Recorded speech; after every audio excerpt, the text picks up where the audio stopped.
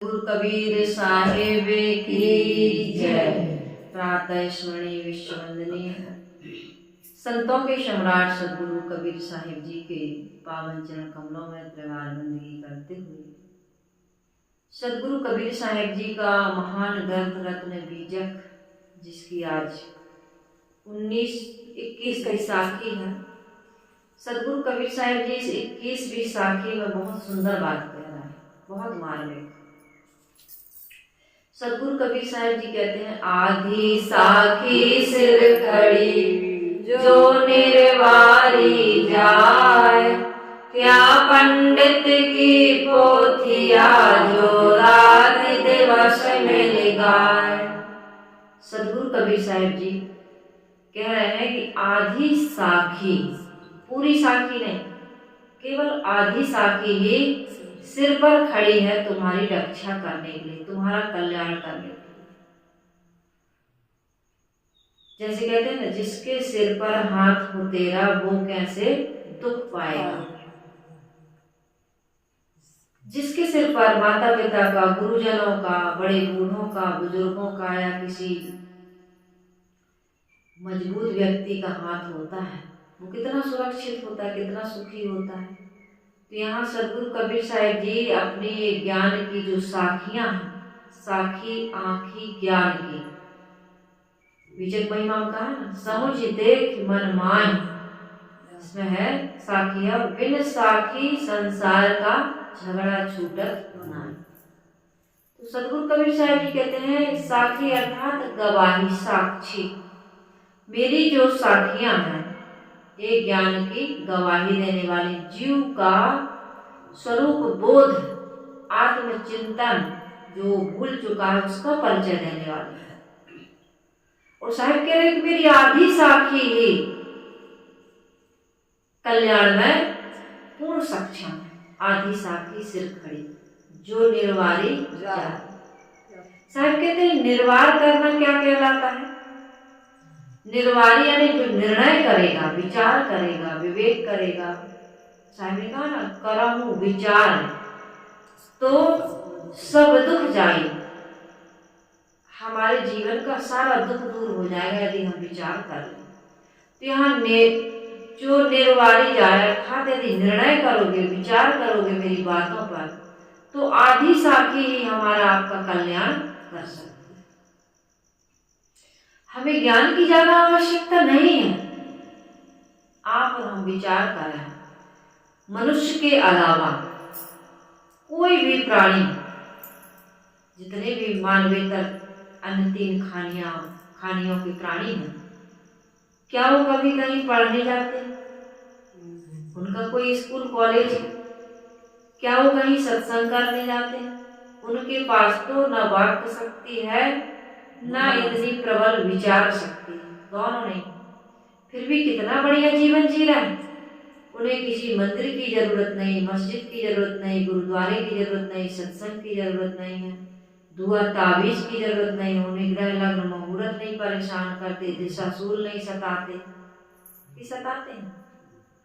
उनको कभी हमने नहीं देखा होगा कि भोजन, जो भी भोजन है उनका, मांसाहारी है तो मांस खाते हैं, शाकाहारी है तो शाकाहारी है, वो कभी मांस नहीं खाते हैं।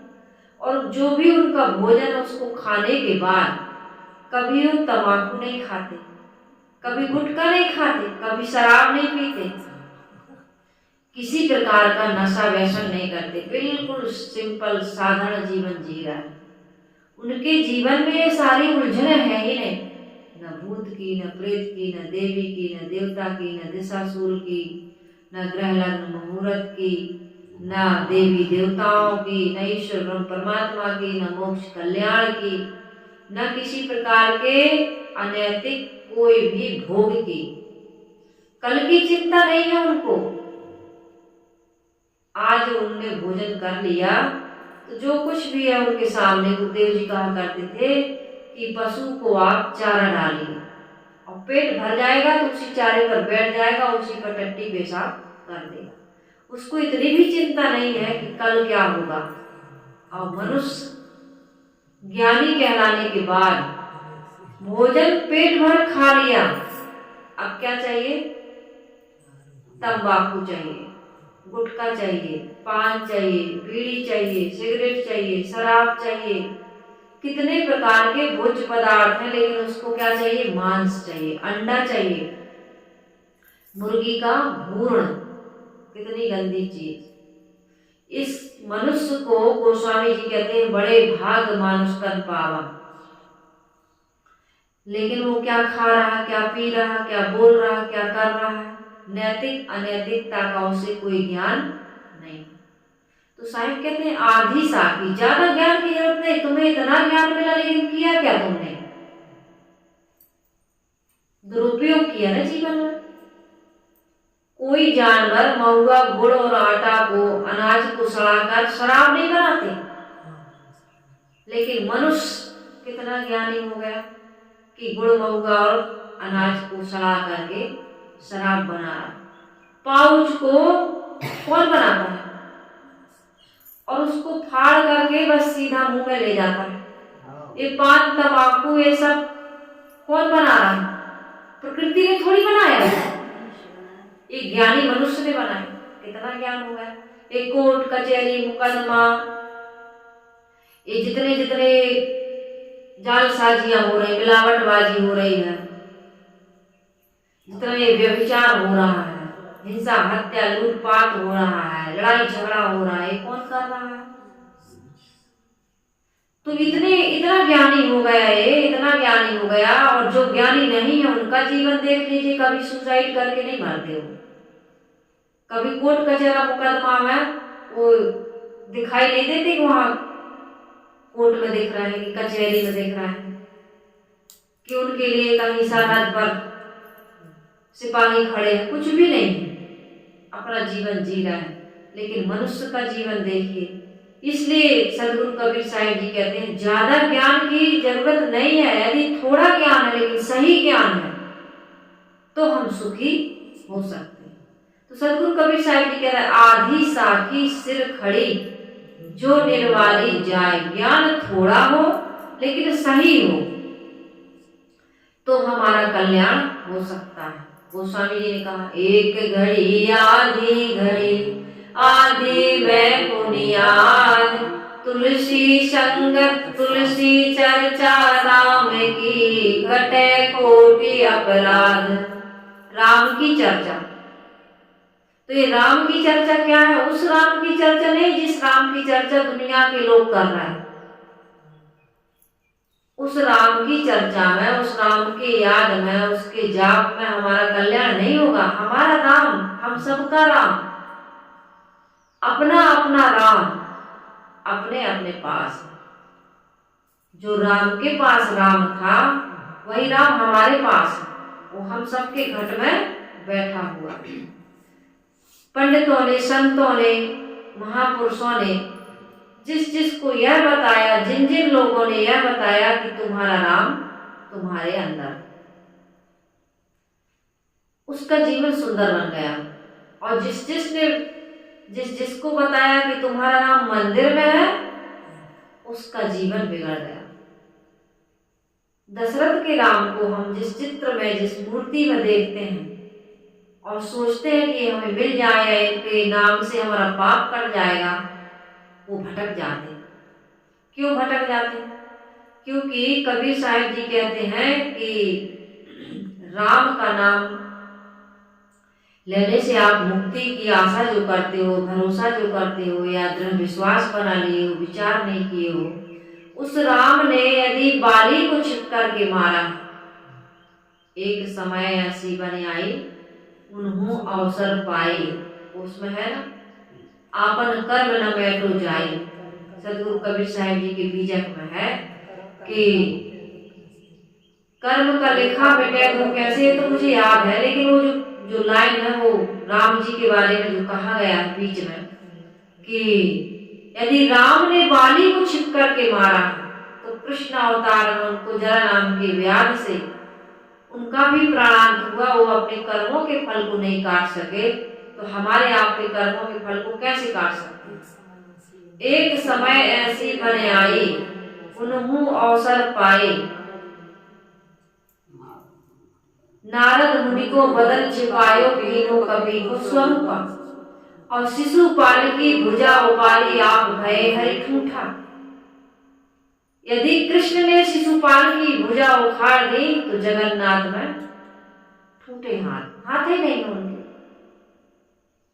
और उन देवी देवताओं का हम नाम लेकर के सोचें कि हमारा कल्याण हो जाएगा, तो कल्याण होने वाला नहीं है। तो उस राम की बात सदगुरु कबीर साहब जी नहीं कह रहे हैं। सदगुरु कबीर साहब जी कह रहे हैं तुम्हारे अंदर जो राम बैठा है, जो कहता है कि ये काम करो ये ना करो, ये सही है ये गलत है, यदि उतना ही हम मान ले तो हमारा कल्याण हो जाएगा। लेकिन हम ज्यादा ज्ञानी हो गए, कर्मों को तो नहीं सुधारा। हमने रामायण भागवत गीता पढ़ के ये विश्वास कर लिया कि मेरी शरण में आ जाओ, मेरा नाम ले लो, अमुक नदी में नहा लो, तुम्हारे हम सारे पाप काट देंगे। तो ये ज्यादा ज्ञानी हो जाने से हमारे जीवन में क्या हो गया, भटकाव हो गया। कहते हैं गुरु के यहाँ 2 शिष्य गए शिक्षा पाने के लिए। तो गुरु ने एक दिन दोनों शिष्यों को एक टॉर्च दी कि जाओ 50 किलोमीटर की यात्रा है, लेकिन इस टॉर्च की क्षमता है 5 फीट का दूरी का ही दिखेगा, और 50 किलोमीटर आपको यात्रा पूरी करके जाना है और आना। तो एक शिष्य ने तो कहा चलने का, उसने प्रयास ही नहीं किया। वो यहीं से दिमाग लगा लिया कि 5 फीट दूरी में हम 50 किलोमीटर की यात्रा कैसे पूरी कर पाएंगे। जाना 50 किलोमीटर है और 5 फीट बस दिखता है सर। वो चलने का प्रयास ही नहीं किया। और एक शिष्य ऐसा था जो 50 किलोमीटर की यात्रा पूरी करके आ गया। गुरु ने दोनों से पूछा यात्रा पूरी हो गई? एक ने कहा गुरुजी 5 फीट जिस टॉर्च में दिखता है उसमें 50 किलोमीटर की यात्रा पूरी कैसे हो सकती है? एक ने कहा गुरुदेव जी मैं 50 किलोमीटर की यात्रा पूरी करके आ गया। कहा कैसे संभव हुआ? उसने कहा कि जब मुझे जितना 5 फीट दिखता था मैं फिर 5 फीट चला, फिर 5 फीट देखा, मैं चलता गया, 5-5 फीट मुझे दिखता गया। हम चलेंगे ही नहीं, हम तो दिन और रात कथा सत्संग सुनते रहते हैं, पुस्तकों का अध्ययन करते रहते हैं, लेकिन जीवन में वो ज्ञान उतार नहीं पाते। ये भी कि सुनते तो खूब है, जानते तो खूब है, सुनाते भी खूब है, लेकिन जीवन में आचरण नहीं कर पाते। और जब तक हम जीवन में आचरण नहीं करेंगे, ज्ञान थोड़ा है, उस थोड़े ज्ञान का आचरण करने लग जाए तो पूरा ज्ञान हमें हो जाएगा। लेकिन थोड़ा ज्ञान का भी हम, जैसे हमारे पास मन मिला है हमको, इंद्रियां मिली हैं हमको, शरीर मिला है हमको, इनको हमें शुद्ध रखना चाहिए, पवित्र रखना चाहिए, निर्मल रखना चाहिए, संयमित रखना चाहिए। रोज सुन रहे हैं हम, लेकिन क्या करते हैं, नहीं रख पाते। जिस माहौल में, जिस वातावरण में हम जी रहे हैं, अभी इस सत्संग से उठेंगे और फिर जो हमारे घर का माहौल है या जो हमारे जीवन का हमने स्वभाव बना रखा, उसी ढांचे में हम फिर ढल जाएंगे। यहाँ है तो यही, जैसे जो सुन रहा है, सोच रहा है, अच्छा लग रहा, वो गए, इसी पूरा प्रभाव, जैसे शमशान जाता है आदमी तो क्या कहता है जाते हुए, राम नाम सत्य, उसको वही दिखता है उस समय कि भैया संसार में कोई किसी का नहीं है, देखो सब छोड़ के चलेगा, एक दिन हमको भी जाना है, संसार का संबंध झूठा है, अच्छे कर्म कर लेना चाहिए, धर्म परोपकार सेवा का कार्य कर लेना चाहिए, आत्म कल्याण काम कर लेना चाहिए, बड़ा सबके साथ प्रेम भाईचारे से जीना चाहिए। देखो कुछ लेके ना आए थे ना कुछ लेके गए, देखो ऐसे अचानक चले जाते हैं लोग। कुछ दिन जीना है हमें इस संसार में, ये तो मुसाफिर खाना है, यहाँ से एक दिन खाली करके जाना। आदि बातें हमारे मन में, वो उधर जाते तक, और जैसे ही वहां मुर्दा को आग दे या दफनाए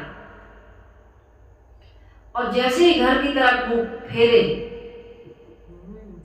सब भूल गए ये काम वो काम। संसार की इतनी जिम्मेदारियां हैं, इसके बिना चल भी नहीं सकता, तो जिम्मेदारियां निभाइए, लेकिन वो मरघट जाते समय जो ज्ञान उदय हुआ था, जो वास्तविक ज्ञान हुआ था, उसको कभी भूलिए मत।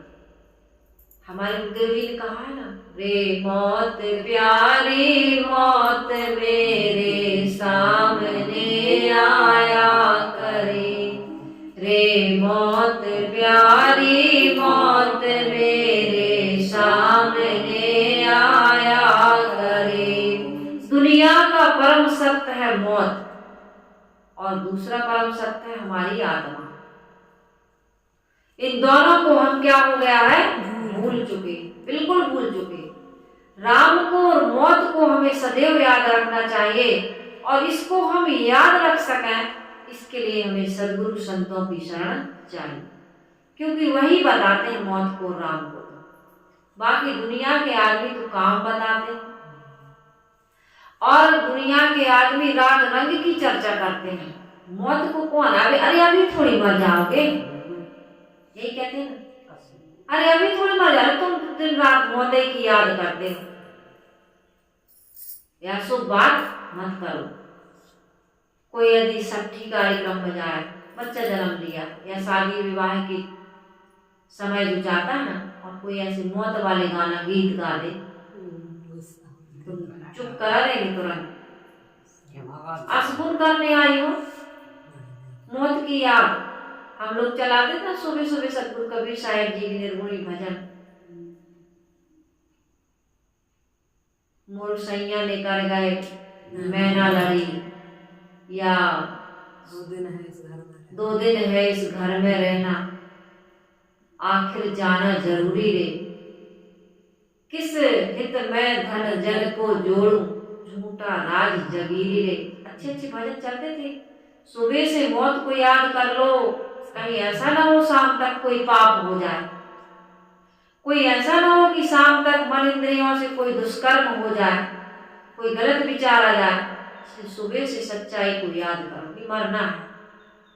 तो आदमी कोई मौत की और राम की याद करना नहीं चाहता। केवल एक गुरु यदि हमने बनाए हैं, या गुरु से हम बात करते हैं, या गुरु के यहाँ जाते हैं, या गुरु के ज्ञान को याद रखते हैं, तो वही याद कराएंगे कि भैया एक दिन तुम्हें मरना है, और यहाँ के लिए जो तुम पाप कर रहे हो वो यहीं रह जाएगा, और तुम अपने संस्कारों को लेकर के जाओगे, इसलिए संस्कारों को खराब मत करना।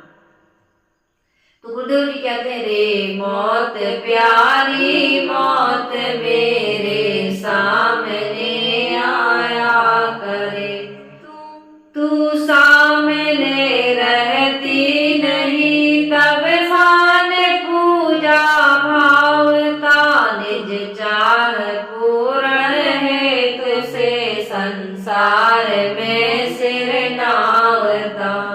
सामने नहीं रहती तब क्या क्या करते हैं, जब आए जाती सामने तब काम ना आया जरे, रे मौत प्यारी मौत मेरे सामने आया करे। वैराग संजीवनी में गुरुदेव जी ने वैराग का वो संजीवन बूटी दी है जो जीवन के सारे दुखों को खत्म कर देती। वैराग संजीवनी, इस ज्ञान की हमें क्यों जरूरत है? सतगुरु कबीर साहिब कहते आधी साखी सिर खड़ी। इस ज्ञान की हमें जरूरत क्यों है? क्योंकि हमारे जीवन में इतना दुष्कर्म हो रहा, इतना हम अज्ञानता के घने अंधकार में भटक रहे हैं कि हम जीवन में सुख चाहते हुए भी सुख नहीं पा रहे, शांति चाहते हुए भी शांति नहीं पा रहे, अमर होते हुए भी अमरता का अनुभव नहीं कर पा रहे, निर्मल पवित्र होते हुए भी निर्मल पवित्रता का अनुभव नहीं कर पा रहे। कहाँ कर पा रहे? ये ज्ञान की इसलिए जरूरत है। ज्ञान की हमको जरूरत नहीं है, ज्यादा ज्ञान की जरूरत। साहिब कह रहे आधी साखी सिर खड़ी जो निर्वाणी जाए। हमको ज्ञान की क्यों जरूरत पड़ती है बताओ? क्योंकि हमारे जीवन में अज्ञान आ गया। हमें सत्कर्म की जरूरत क्यों है? अन्य प्राणी क्यों नहीं करते सत्कर्म? उनको क्यों नहीं दी जाती शिक्षा? उनको ऐसा कोई सिस्टम क्यों नहीं बनाया गया है कि उनको भी कोई ज्ञान दिया जाए किसी भी तरीके से? होता है कहीं मनुष्य के अलावा? इसलिए नहीं होता है क्योंकि मनुष्य में ज्यादा विकृति आ गई। वो तो प्रकृति में जी रहे हैं, अन्य प्राणी अपने स्वाभाविक कार्य में वो संलग्न है, लेकिन मनुष्य अस्वाभाविक कार्य कर रहा है, पाप कर्म कर रहा है। हम और आप डॉक्टर के यहाँ कब जाते हैं और दवाई कब खाते हैं? जब रोग लग जाता है। और यदि हम रोगी ही ना हो तो दवाई या डॉक्टर की जरूरत होगी? कभी नहीं होगी। ये अपराध बढ़ रहे हैं, इसलिए इतना नियम कानून दंड विधान बनाए जा रहे हैं। ये आतंकवादी हमला ना करे तो इतने अलर्ट होकर के हमको सरहदों पर ड्यूटी देने की क्या आवश्यकता है? हमारे जीवन में विकार आ गया है, अज्ञान छा गया, हम दुष्कर्म कर रहे हैं। हमें जो नहीं करना चाहिए हम वही काम कर रहे हैं। इस कारण से हमें जरूरत पड़ती है कि हम क्या करें? ज्ञान प्राप्त करें, स्वाध्याय करें, सेवा करें, साधना करें, ध्यान चिंतन करें। इसलिए बताया जाता है। अन्य लोगों को तो, अन्य प्राणियों को तो नहीं बताया जाता है। और सदगुरु कबीर साहिब जी कहते हैं यदि सही डॉक्टर मिल जाए, ये भी समझ लीजिए, बहुत मार्मिक बात है। सही डॉक्टर मिल जाए और उसको ये पता चल जाए कि इसकी ये बीमारी है और उसका सही इलाज कर दे तो ज्यादा दवा की जरूरत नहीं पड़ती। एक ही गोली से हमारा रोग दूर हो जाता कि नहीं हो जाता?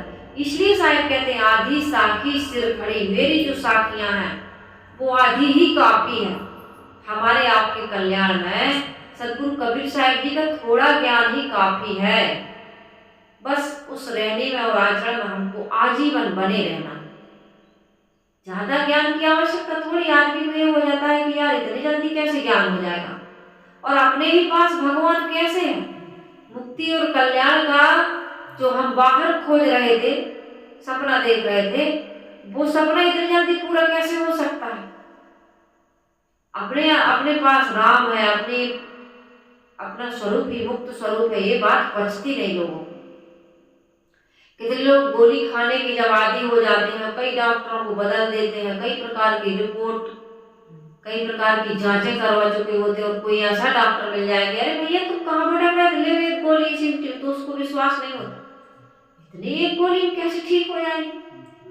लेकिन सही डॉक्टर मिल जाए तो एक ही गोली से आदमी ठीक हो जाता है। आप कोई काम करते हैं, बहुत प्रयास कर रहे हैं, लेकिन सही टूल्स आपके पास नहीं है, औजार सही औजार नहीं है। जैसे आप कोई इलेक्ट्रिक काम कर रहे हैं, या कोई ऐसे नट बोल्ट कसने वाला है, कोई आपके पास पिंचेस नहीं है, पाना नहीं है, कई चीजें होती है ना टूल्स में, वो नहीं है, लाग सही नहीं लग रही, तो आपका वो काम घंटों मिनटों का काम घंटों लगा देगा, फिर भी काम सही ढंग से नहीं होगा। लेकिन आपके पास वो टूल्स है, जिस चीज जैसे सिलाई मशीन है पूरी, लेकिन एक छोटी सी सुई नहीं, सुई है लेकिन उसकी जो नुक है, जो क्या कहते हैं उसमें, है ना, वो ठीक नहीं है, मोटी है, या छेद ठीक नहीं है, तो उतने से भी तुम्हारा काम नहीं बनेगा। छोटा सा हमारा छोटी सी पॉइंट कहाँ गड़बड़ हो गया कि हम अंदर न खोज के बाहर खोज रहे, कर्मों को न सुधार के पापों को काटने में लगे। कहीं नदियों में नहा रहे, कहीं तीर्थों में जा रहे, कहीं देवी देवता अपने मन गणित देवी देवताओं को अपने जो सुन लिया है, जो मन में आया उसी तरह से पूज रहे हैं, और जीवन बीत गया, कुछ भी नहीं मिला। कि मिल गया? भोगों में तो सुख मिला नहीं, शांति मिली नहीं, अमरता है ही नहीं, उसमें पवित्रता है ही नहीं, उसमें तो मलिनता है, क्षीणता है, पश्चाताप है, और उसी में सोचते हैं मिल जाएगा मिल जाएगा, आदत बना लिए। अब क्षणिक सुख ही अच्छा लग रहा है, थोड़ी देर पान चबा लेते हैं, अच्छा लगता है, थोड़ी देर गुटखा खा, भरते जा रहा है पान तंबाकू गुटखा खाने वालों का मुंह देखो, तो इतना गंदा कि उनको जो पवित्रता से रहने वाले हैं उनके पास बैठ के बात करना भी पसंद नहीं करते। देख के उन लोगों को अशुद्धि का भाव जगता है। हमारे यहाँ काम करने आते थे, एक लेबर इतना गुटखा खाता था, उसका मुंह इतना गंदा, और एक जो ठेकेदार था वो कुछ भी नहीं खाता था, से लोगों ने पूछा हमारे यहाँ कि तुम अपने दांत में कौन सा पेस्ट करते, इतना उसके दांत मोती के जैसे चमकते। ये प्रकृति के द्वारा जो शरीर मिला इसको कितना गंदा कर दिया हमने।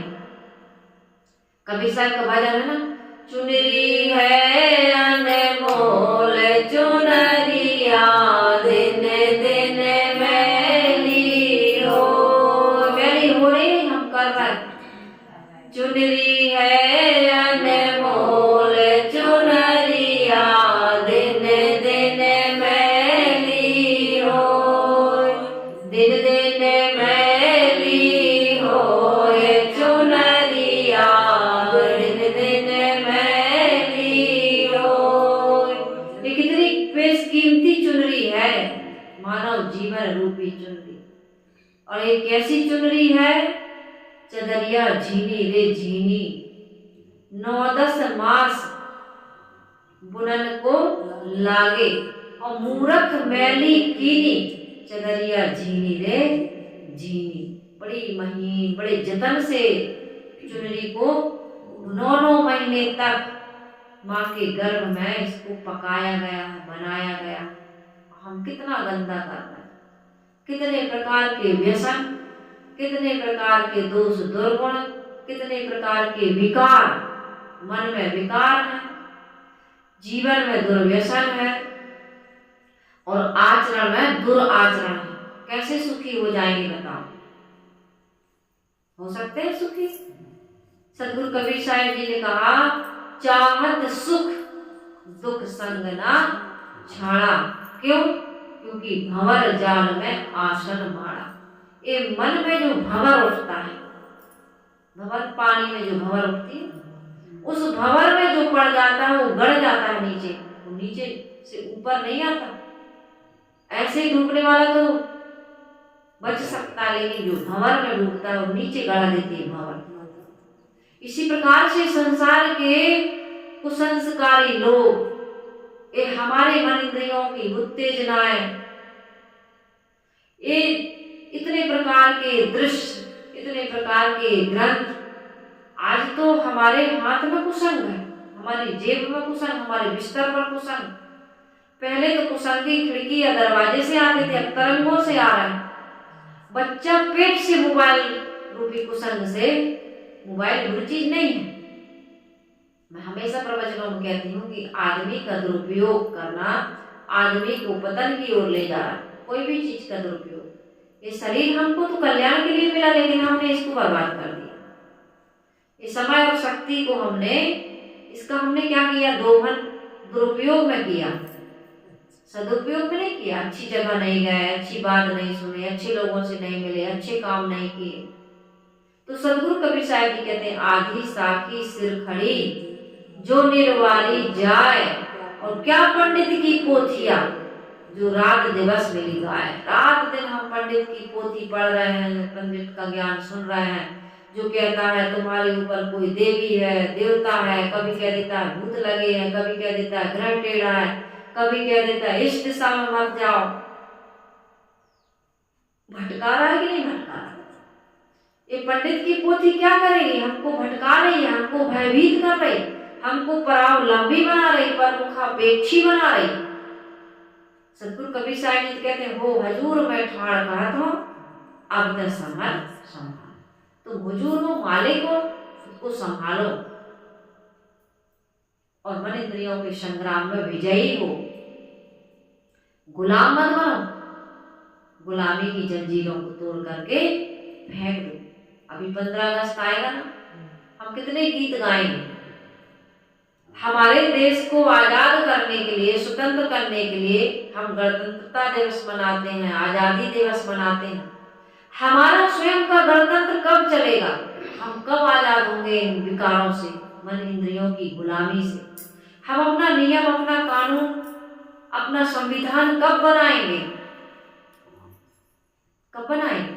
देश का संविधान तो बन गया, हमने देश को आजाद कर दिया, लेकिन अपने आप में हम आजाद है क्या? गुटखा छूट गया क्या? तंबाकू छूट गई, शराब छूट गई, मांस छूट गया, हिंसा चोरी व्यभिचार छूट गया, ईर्ष्या क्रोध मान छल छूट गया है? क्या छूटा बताओ? क्या छूट गया? लड़ाई झगड़ा छूट गया, वैर विरोध छूट गया, ईर्ष्या क्रोध मान छल त्याग दिया, छूट गया?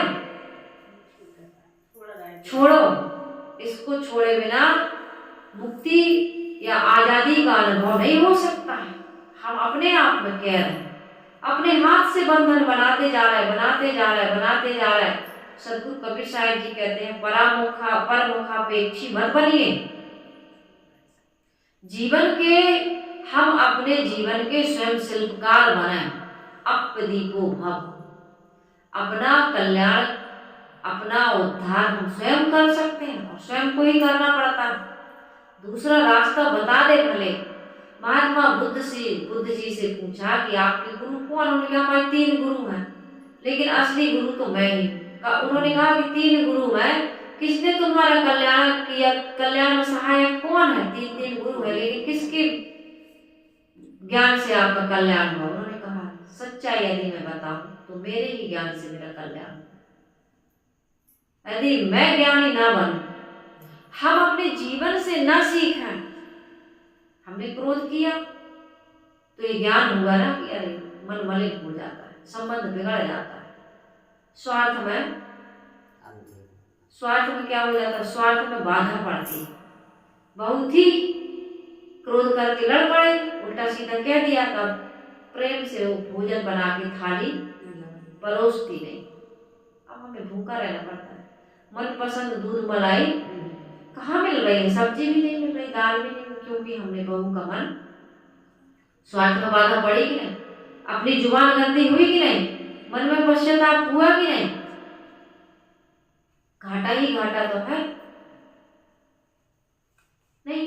यदि बहू ने सास का मन खराब कर दिया तो सास के मन में भी बहू के प्रति अच्छा भाव नहीं। सास उसका सहयोग कर सकती थी, सब्जी सुधार सकती थी, झाड़ू लगा सकती थी, पानी भर सकती थी, कोई भी कार्य में हेल्प कर सकती थी। वो आपको 500 की साड़ी ले लेती, 1000 की दिलवा सकती थी। उसके पास पैसा है, ऐसा ना कहो बूढ़ों के पास पैसा, बहुत पैसे होते हैं बूढ़ों के पास में। धन संपत्ति दबा दबा के रखते हैं ये लोग, सोना चांदी पैसा रखते हो। अभी भी रखे हो कि नहीं रखे? अभी भी रखे हैं। तो हो सकता है वो कहीं दान पुण्य कर दे, किसी को दे दे, बेटी को दे दे, दामाद को दे दे, नातनी को दे दे, साधु संतों को दे दे, इसलिए उनको खुश रखो। ये भी आपका घाटा हो जाएगा। जब घर में प्यार नहीं मिलेगा, बहू अपनी सेवा नहीं करेगी, सम्मान नहीं करेगी, तो कहीं दे देगी वो फिर, और वो सत्संग में जाएगी फिर तो चूल्हा भी लीपना पोतना पड़ेगा, झाड़ू भी लगानी पड़ेगी, बच्चा रो रहा तो उसको भी गोद उठाना पड़ेगा, क्योंकि वो सत्संग में चली गई। और कुछ दिन के लिए फिर घर में झगड़ा हो रहा था तो तीर्थ के लिए भी चली गई। कहीं शिविर लगते हैं, चौमासा चल रहा है, वहां चली गई। यार टेंशन है तो चले हम थोड़ा मन फ्रेश करें हम, तो स्वार्थ में बाधा हुई कि नहीं? और जिनके घर में बढ़िया प्रेम से रहते हैं, जिन्होंने अपने घर को ही मंदिर बना लिया, वो फिर मंदिर नहीं जाते, वो सत्संग में नहीं जाते, घर को ही उन्होंने सत्संग बना लिया, सत्संग तीर्थ बना लिया। सत्संग सास बहू का मीठा संवाद यही सत्संग है। सत्संग यही तो सिखा रहा कि मीठा बोलना सीख जाओ, प्रेम से रहना सीख जाओ, नशा व्यसन का त्याग कर दो, दोष दुर्गुण का त्याग कर दो, जो मन में ईर्ष्या भरी, जो द्वेष भरा, जो नफरत भरी, जो घृणा भरी, इसको त्याग दो। यही तो बता रहा सत्संग। और जब ये हो गया तो घर ही में सत्संग है। फिर वो घर की बहुएं क्या गाने लगती, सास बहू क्या गाती, घर ही को मंदिर बनाऊंगी, तीर्थ नहीं जाऊंगी। इस प्रकार से जब हमारा जीवन बन जाता है तो सदगुरु कबीर साहिब जी कहते हैं, क्या पंडित की पोथिया जो रात दिवस मिल गए। साहिब ने कहा ना, पोथी पढ़ी पढ़े जग मुआ, पंडित भया न कोई, 2.5 अक्षर प्रेम का पढ़े सो पंडित होय। जीवन से प्रेम करिए, अपने आप से प्रेम करिए, अपनी आत्मा से, अपने आपा से, अपने स्वरूप से प्रेम करिए, अपने शरीर से प्रेम करिए। नशा व्यसन में हमारा शरीर बर्बाद हो रहा है, व्यभिचार में हमारा शरीर बर्बाद हो रहा है, संयम से नहीं रह पा रहे। संयमित जीवन जिए, पवित्र जीवन जिए, निर्मल जीवन जिए, है कि नहीं? कोई नशा व्यसन नहीं है तो हम ये अहंकार न कर लें कि हम तो नशा करते नहीं। हम ईर्ष्या का नशा कर रहा है, क्रोध का नशा कर रहा है, मान का नशा कर रहा है, छल का नशा कर रहा है, बेईमानी का, बदमाशी का नशा कर रहा है, पता नहीं कितने नशा कर रहा है। एक दो नशा नहीं करते तो ये ना सोच लेना कि हम दुर्व्यसन मुक्त हैं, ये भी नशा है। दूसरे की, पड़ोसन की निंदा, चुगली, बुराई किए बिना, उसकी इसकी जानकारी लिए बिना हमारा दिल नहीं करता है। सुबह से शाम तक एक बार मिल लेते हैं, बुराई कर लेते हैं, इसकी उसकी खबर ले लेते हैं, ये भी तो नशा है, नहीं है? सास की बुराई बहू करे आती है थोड़ी अपनी उम्र वालों से, और बहू की बुराई थोड़ा सास करे आती है अपनी उम्र वालों, ये भी तो एक नशा है। आज अमुक आदमी से मिले नहीं, आज देखने को नहीं मिला, दिखाई नहीं, आज आप दिखे नहीं दिन भर हो गए, सुबह से देख रहा है, ये भी तो एक नशा है। खुद को देखिए, खुद को देखिए, अधिक से अधिक खुद से प्यार करिए। क्यों पड़ोसन से इतना प्यार है? पति को नहीं देखे शाम तक तो बड़े दुखी हो गए, पति कहीं से आया, पत्नी का मम्मी कहाँ तुम है? खुद को कभी कहते हो कि मैं कहाँ, मेरा मन कहाँ दौड़ रहा है, मैं कहाँ पर खड़ा हुआ हूँ, खड़ी हुई हूँ, मेरी स्थिति क्या है? शरीर से नहीं, मैं अभी तक कहाँ पहुंचा हूँ, संसार में डूब गया कि आत्मलीन हो रहा हूँ, अपने आप में लौट रहा हूँ कि नहीं, अभी भागते जा रहा हूँ, संसार की तरफ भाग रहा हूँ? इस पर विचार करिए। सदगुरु कबीर साहब जी कहते हैं, आधी साखी सिर खड़ी जो निर्वारी जाए, क्या पंडित की पोथिया रात दिवस मिलेगा। राम राम कहने से, ओम नमः शिवाय कहने से, नदियों में नहाने से, पूजा पाठ करने से कबीर साहब रोकते नहीं है, लेकिन ये भ्रम मान्यता मत पाल लेना, इतने मात्र से कल्याण हो जाएगा। जिनका नाम ले रहे हैं उनका कल्याण नहीं हुआ, उनको अपने कर्मों से मुक्ति नहीं मिली, उनका भी जीवन दुखमय रहा, हमारा नाम कैसे सुखी हो जाएगा? सुखी तो वही होता है जिसको आत्मज्ञान हो जाता है। माँ सीता जब अशोक वाटिका में बैठी थी और वृक्ष से कामना कर रही थी कि आग गिर जाए तो मैं अपने आप को जला करके भस्म कर दूं, इतने में मुद्रिका गिरी उनकी अंजलि में, हनुमान जी ने मुद्रिका गिराई, हनुमान जी आए नीचे, वार्तालाप हुआ, लंबी कहानी है, घटना वहां पर जो घटी है उसका मैं बता रही। मैंने एक जगह पढ़ा था आज से बहुत वर्ष पहले, ये बातें मैं नहीं भूलती, बाकी चीजें भूल जाया करती हूँ। तो मैंने पढ़ा था कि वहां पर माँ सीता कह रहे कि हनुमान, वो संत बड़े सुखी हैं जो आत्मलीन हैं, जिन्हें जगत की हानि, लाभ, संयोग, वियोग के द्वंद्व नहीं सताते हैं।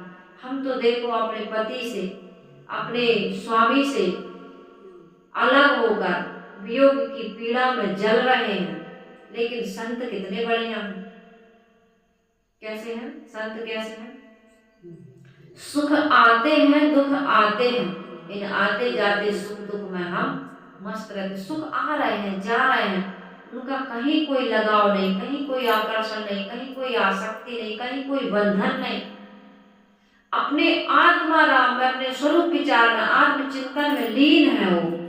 संसार में वो कितने सुखी। वहां माँ सीता ने कहा है, बताइए, संतों की उन्होंने महिमा गाई और राम जी ने स्वयं संतों के चरण पखारे, तो कौन बड़ा है?